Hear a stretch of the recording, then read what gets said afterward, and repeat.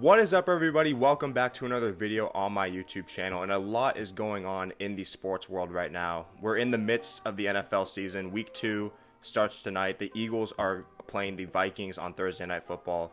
But I want to talk about something else NFL related. I want to talk about the AFC East, because that is going to be one of the most exciting divisions this year to follow in the NFL. And first and foremost, we have to talk about the Jets, because they are going to be without Aaron Rodgers for the remainder of the 2023-2024 NFL season after he suffered a torn Achilles on the team's season opening game, Monday Night Football against the Bills, which I might add was the highest viewed NFL Monday Night Football game ever on ESPN. It had about 22 million viewers or something like that. So everybody was tuning in for that game because they wanted to see, a great matchup between the Jets and the Bills, but it was supposed to be the start of the Aaron Rodgers era of New York Jets football, and it all ended in a matter of 4 plays after Rodgers tore his Achilles. And so Zach Wilson comes in and leads the team to victory. It's tied 16-16 going into overtime, and the Jets win the game on a walk-off punt return touchdown. And so, yay, the Jets won the game. The Jets are thinking, yeah, we won the game or 1-0 or whatever. But they're thinking, what is going on with Aaron Rodgers? Did we just lose our star quarterback for the entire season? And after the game, Jets head coach Robert Saleh already said that the team wasn't having that much faith that it wasn't going to be a major injury. He said, it's not good. We know, we're basically expecting the worst. We're fearing the worst, that Aaron Rodgers tore his Achilles tonight, and we're going to have to find a way to navigate that throughout the entire season.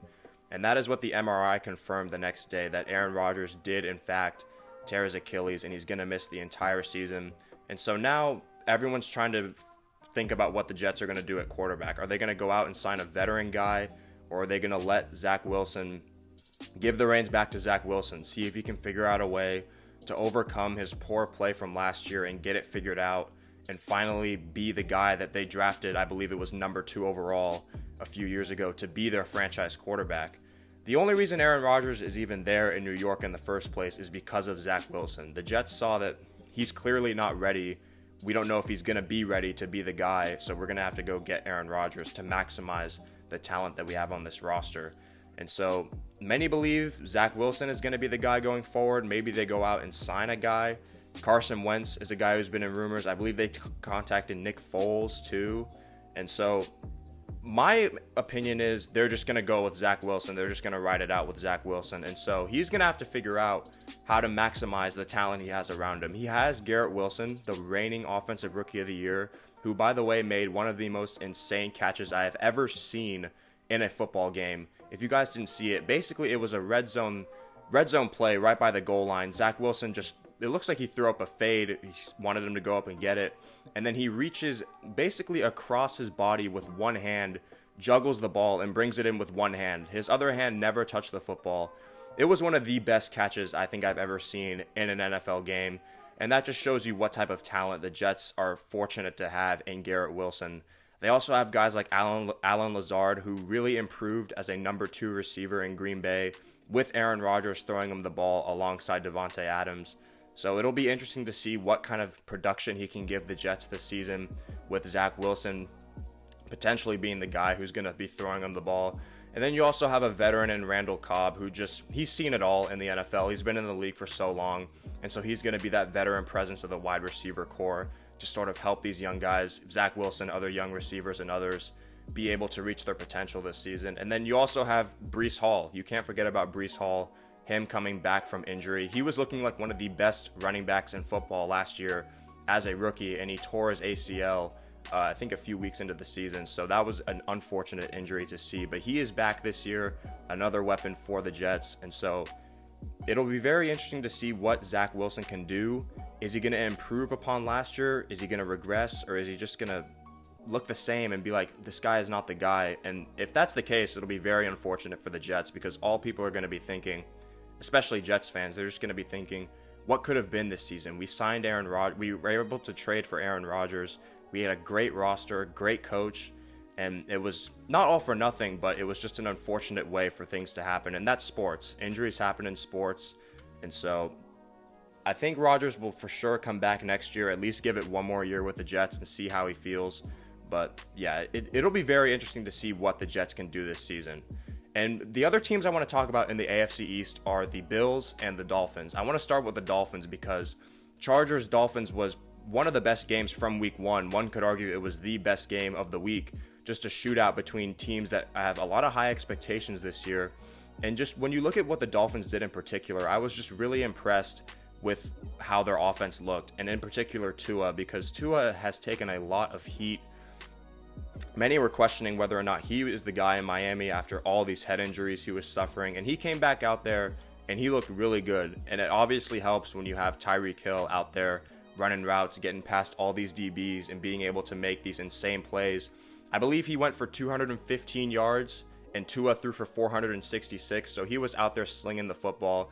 And then, of course, you cannot forget about Jalen Waddle on the other side. And I think what I'm going to be paying attention to for this season with the Miami Dolphins, they are definitely a contender. They established themselves as not only a contender to make the playoffs, but do not be surprised if they go on a deep playoff run to maybe the AFC Championship, maybe the Super Bowl, who knows.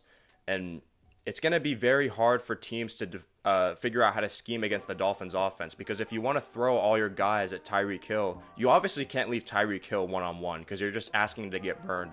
So you at least have to double or triple team him. And when you do that, that's just going to open up more room for Jalen Waddle, who had a relatively quiet game, I think, by his standards on Sunday. I believe it was 4 or 5 catches for 75-ish yards. And even that's still a pretty good game. A quiet game for Jalen Waddle is still a very good game, a good to very good game for most receivers in the NFL. And I think once the season gets going, he is definitely going to have his opportunities to be more involved in this offense. But I just look at, if I was a defensive coordinator, what would I do against the Dolphins? I can't single cover Tyreek Hill. I can't single cover Waddle. If Tua's going to be healthy and back there dropping dimes, it's going to be very hard to stop the Miami Dolphins on offense. And I'm a believer in Mike McDaniel. At first, when he was hired, he came across as a little goofy, maybe not the right guy for the job, but he is a very creative and aggressive offensive coach. And that is going to be a very good formula for the Dolphins offense to succeed this year. Again, it's only week one, so it's kind of hard to call a team a Super Bowl contender, but it's hard to see the Dolphins offense not playing like this through most of the season.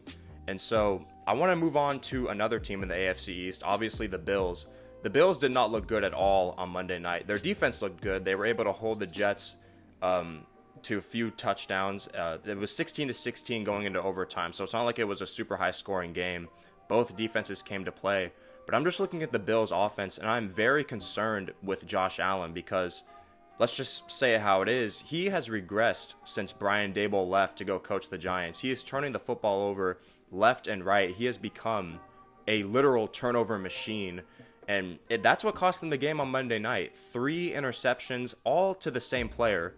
I don't think I've ever seen a quarterback throw 3 interceptions to the same guy.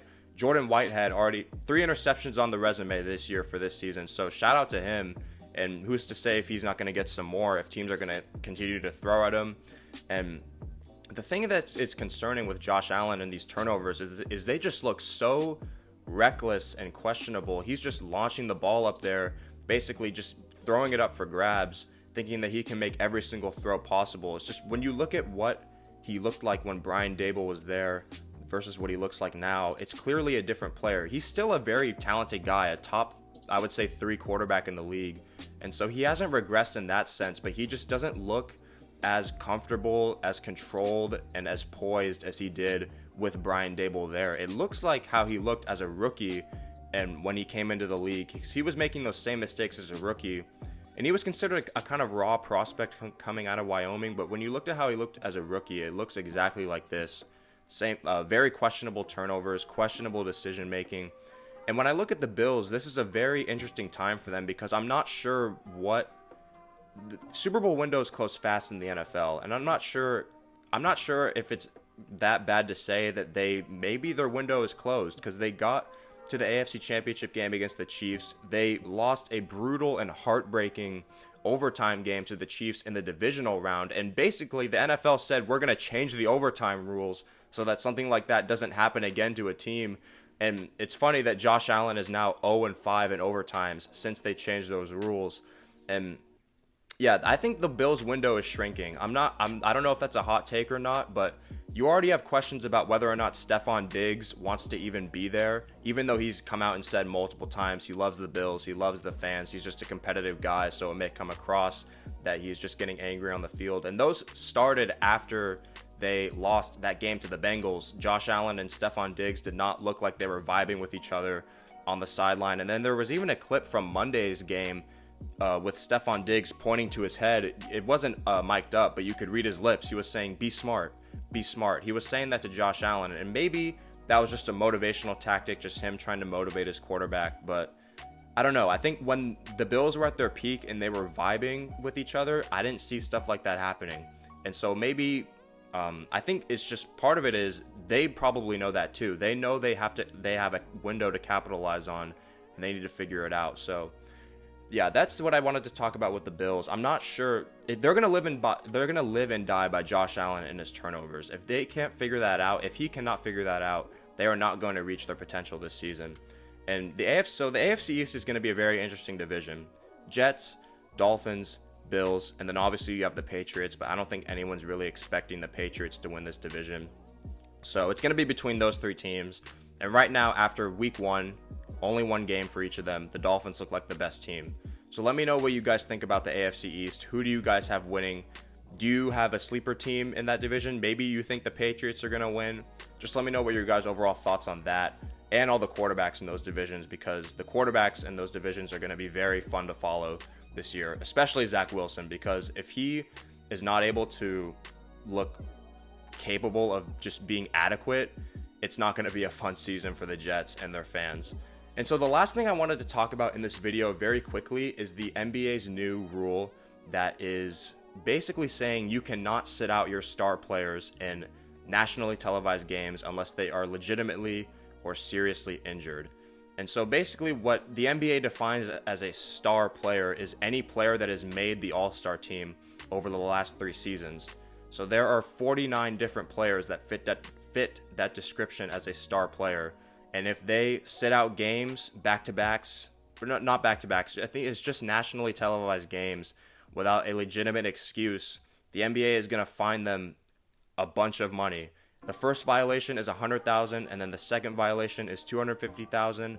The third violation is $1 million, I believe, and then if they do it again, then it adds $1 million or something like that to the previous violation. So teams are going to lose out on a lot of money, and players as well, if they sit out nationally televised games. And it's already a big problem in the NBA because the NBA regular season is long, 82 games, back-to-backs, tons of travel for these players. So it's hard for guys to, especially the stars who have to handle the ball so much and put so much work in, to be able to play all these games anyway. And so that's why they sit out. And when you have an NBA who's trying to compete with the NFL in terms of viewership, and we all know that's impossible because the NFL is king, like everybody says.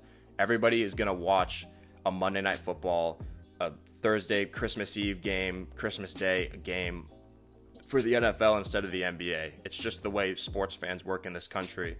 And I would probably fall into that category myself because I love the NFL. Basketball is my favorite sport, but if there's a really big NFL game on, I'm going to watch that over an NBA regular season game. That's just how I think most people are. And so they're trying to compete with the NFL for viewership, but their star players aren't really playing meaningful regular season games, the nationally televised games.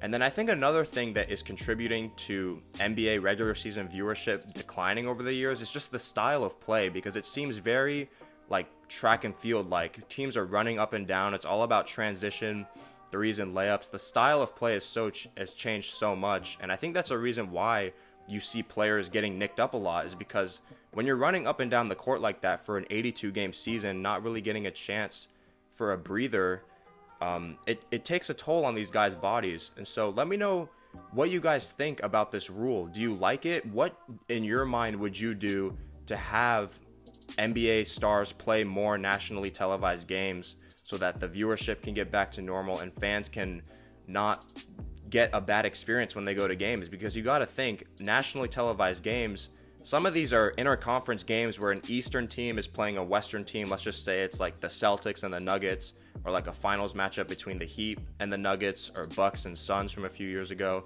These are where the star players are, and if a team is going to another city that isn't in their conference, that's the only time they're going to go to that city. So like a Miami going to a Denver, or a Boston going to a Golden State, a Phoenix going to Milwaukee, vice versa.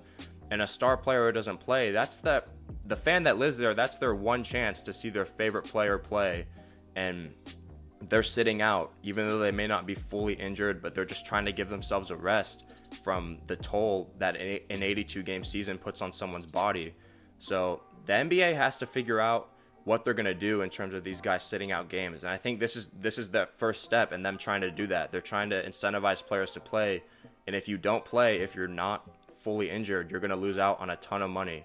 And so let me know what you guys think about this rule. How do you see it playing out as the season goes along? Which team do you think is going to struggle with it the most? I already know people are going to say the Clippers because of Kawhi Leonard and Paul George and their injury history, their load management history. But I think it's going to be a fun basketball season. Preseason is starting in a few weeks. I always look forward to NBA season. And so whether or not guys play, I'm definitely going to be tuned in to the NBA this season. This video was a little long, so thanks for watching. Let me know what you guys think about the AFC East and the NFL, or other NFL topics in general. Let me know what you guys think about the NBA and this new load management rule. Make sure to like, comment, subscribe, share this video, and find the rest of my content linked in the description.